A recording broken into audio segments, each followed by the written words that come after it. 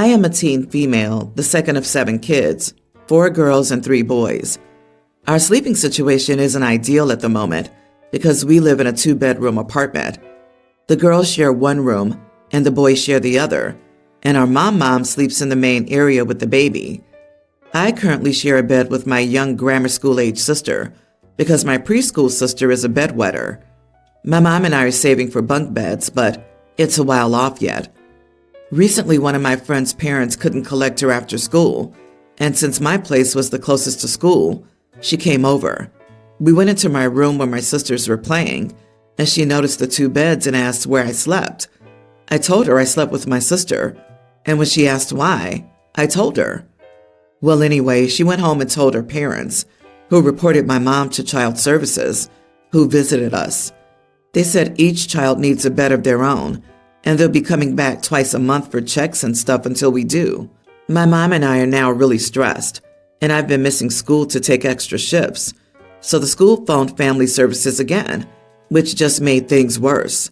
I ended up going to school and getting into an argument with my friend, where I told her she had no right to tell her parents and get me into this mess, and that she was an idiot who needed to learn when to keep her mouth shut. She told me she was just trying to help me, and I said she should have helped me by not saying anything. She got really upset at me and told our other friends, who now all think I'm an idiot. Edit. My mom had me and my brother relatively young, and our dad split. The father of the next 3 siblings is currently in prison. The father of the youngest 2 is not allowed to contact us. 3 out of 7 of us are the result of failed contraception. No idiots here. She was trying to help you the only way she knew how. A teenager who didn't grow up in poverty isn't going to have the best set of resources for that. But you aren't an idiot either for being frustrated. I think the idiot is a system that allows a family to struggle so much that a teenager has to compromise her future by skipping school to buy a place to sleep. I'm pretty sure the idiot here is CPS for demanding you get more beds but not providing any, clearly much needed, assistance to help you do so. I disagree. I mean, what system would fix this? Mom continues to have children for whom she can't afford adequate care. Are you suggesting the government provides such significant subsidies that everyone can have an abundance regardless of their personal choices regarding allocating their own resources? If she was a single mother of 1 or 2 kids and struggling, okay, but this lady has 7 kids and is still going, considering one's a baby. It's highly selfish for someone to continue having kids when they can't actually take care of them. Yeah, the idiot is the mother, or possibly the circumstances in which she was conditioned, e.g. religion, which results in her having 7 children despite bad conditions. She's not able to properly support her children. And where is or are the fathers?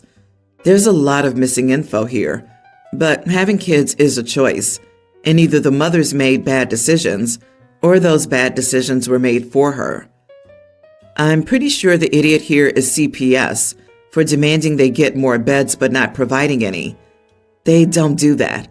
I promise they gave the mother a website and a phone number for assistance. My gut tells me CPS is returning for more than just the beds.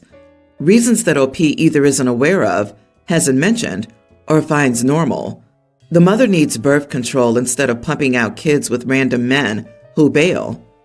OP, I'm worried for you. Not because of sharing a bed with your sister, but because a family of 7 is shoved into a 2-bedroom apartment and your family depends on a teenager's earnings. I must stress this. Your living situation does not sound normal. This is why your friend told her parents, and that's why they called CPS. They did the right thing. Your mom clearly cannot care for all your siblings, and they deserve better. And your childhood is being ruined by a mother who needs you to work and miss school to pay for things. My older brother and his ex-wife had a rocky marriage before they finally divorced. Honestly, there were enough faults on both parts, so no one can claim the high ground. Because his income was several times hers, the court awarded her alimony. Thankfully, they were married for less than 10 years, so he only had to pay her alimony for half of their marriage. His last payment to her will happen this month, So the guys and I are planning an ends of alimony party for him. We're planning a week-long stay in Vegas at the Wynn, and we'll chip in to fully cover his end. Because we're planning to go at the end of the month, and about a dozen guys are going, we've been texting and talking to coordinate this trip. When the trip was first planned, I told my girlfriend, and she wasn't happy about it. She wasn't mad that we were having a guys trip because we've taken separate vacations before without any issues. She wasn't happy with the theme and said that it was in bad taste. I disagreed, and we discussed it until we agreed to disagree. On Friday, she was using my phone to watch her shows, and one of the guys sent a pic he designed for a shirt we plan to make him wear. The gist of the design is that he's free of alimony payments and can afford to eat again with some graphics. It was in a group text, and the other guys texted their robust approval. This sent my girlfriend into a rage I've never seen before. We got into a huge argument that lasted all weekend. We even had to cancel dinner plans we had with some friends. I thought our argument was ending, but this morning, while we were getting ready for work, she gave me the silent treatment and completely ignored my questions. Basically, she wants me to cancel the trip and admit that we're being terrible people for celebrating something so painful. I don't want to cancel the trip, and my brother is excitedly looking forward to the end of his payments, so I don't see any pain. I don't know why she's so mad because none of this has anything to do with her. She doesn't even know his ex since they divorced before we met. Edit. My brother and his ex both worked during their marriage. He's a dentist, and she's a teacher, so their income was imbalanced, which was why she was awarded alimony. He didn't starve during the alimony years, but his lifestyle was severely impacted. His monthly alimony payments were more than her monthly salary. There were no kids involved. They didn't have children together, so there was no child support. The shirt graphic is of the Monopoly guy, pulling both pockets out of his pants to signify he's out of money. My girlfriend's parents are divorced, which was back in the day. I don't know anything about their alimony or child support because she doesn't talk about it, and I don't want to be pushy with a sensitive topic. Why does she have an opinion about something that has nothing to do with her, involving a woman she doesn't know? That's actually a really good thing for your brother. Her reaction is like a red flag twirling party, seriously. As long as this party is legal, nobody cheats on their current partner, you make darn sure to have the best time ever. It's all great. Not the idiot. It seems like your girlfriend is. If you marry her, get a prenuptial agreement. Don't let her be a stay-at-home wife or mother. Do not trust she's faithful with her birth control. She may have an oops, and you would be on the hook.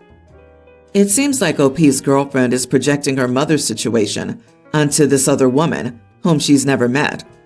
This is total speculation on my part, but I strongly suspect you wouldn't see this behavior from a woman whose parents have an intact marriage unless she was just on some weird, generally controlling kick.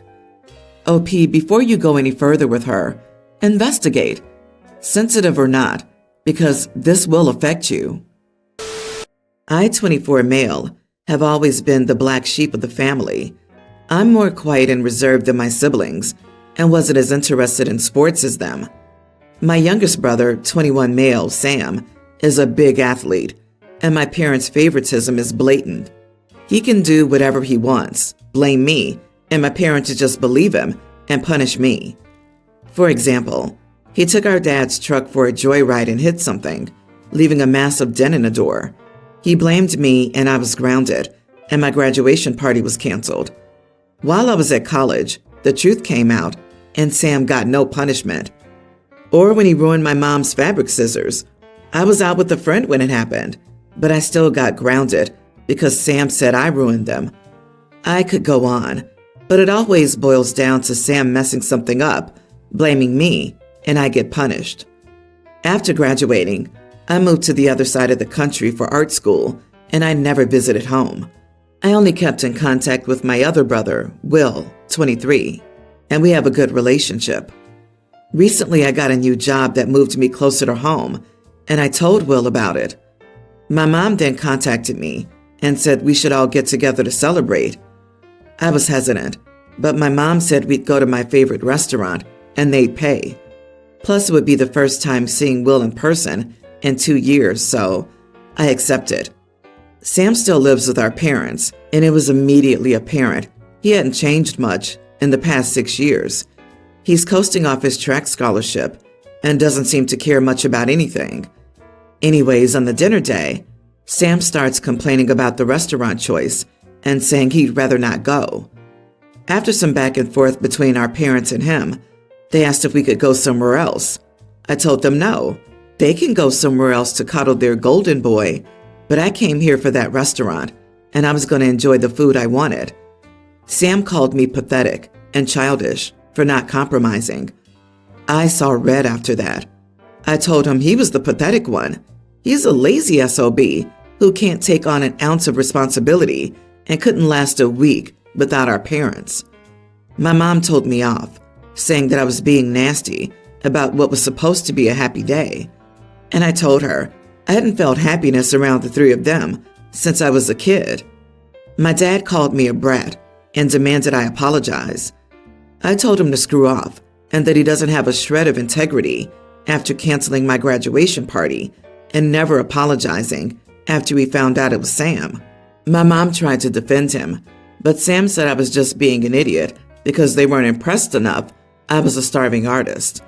I then told them all to screw off and left.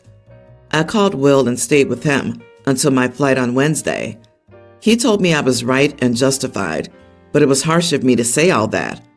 He isn't asking me to apologize, but he did tell me our mom hasn't left her room since it happened. Am I the idiot?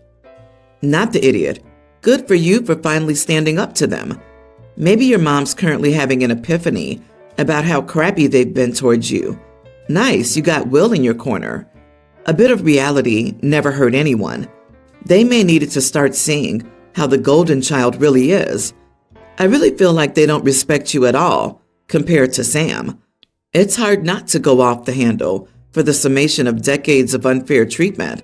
It wasn't nice, and it might not have been right, but what did they honestly expect? Maybe your mom is currently having an epiphany? Mom is not having an epiphany. Mom is wallowing in self-pity and formulating a plan to be the victim in this. OP, go NC with everyone but Will. Your family's favoritism was just pure evil. I would suggest some counseling to ease your pain. Best wishes for your future. Be the best you can be. Screw your brother and your enabling parents. They're not worth losing sleep over. So my husband and I just had a baby this year. We've set a lot of unpopular boundaries with everyone. One boundary set was to call before coming over to our house because my husband is gone during the day, and sometimes the baby and I will nap throughout the day if we didn't get much sleep the night before, which happens often. We communicated this clearly to everyone. His family didn't try to come over in the first few weeks, but after that, they would come over at random times and call once they were 5 minutes away. Of course, I was asleep each time they tried. They tried about 3 times, so I couldn't let them in because I was asleep and had no idea they were there. His family was hurt by this. His mom only comes by now when my husband's coming home from taking his older sister home for medical treatment because his mom picks her up and takes her back home from our house. She usually just waits out in a car until he gets back and won't come in when he does get here. She'll make an excuse like, I've been sick, or I'm tired, so I just want to go home. My husband is mad at me for this, but I'm not sure what to do about it. We told her to knock when she got here so I could let her in, but she refused to get out of her car. His family's also upset that I don't let them hold our baby. I've never rejected someone in his family when they've asked to hold the baby. I always happily hand her off when someone asks. After all, I want her to bond with her family. My husband said tonight that I should offer. It never even crossed my mind that I should be offering. I love holding our baby. Offering isn't really a huge thing in my family. To add to the fire, I brought along my mother to my husband's sister's quinceañera about a month ago, and we all had fun, but they noticed that my mother was holding the baby a lot. My mom is constantly asking me to hold her anytime she sees our baby, and like I said, I don't say no when people ask. His family took this personally and didn't even try to interact with our baby after that. My husband and I ran into his mom today, and he asked her if she wanted to hold the baby.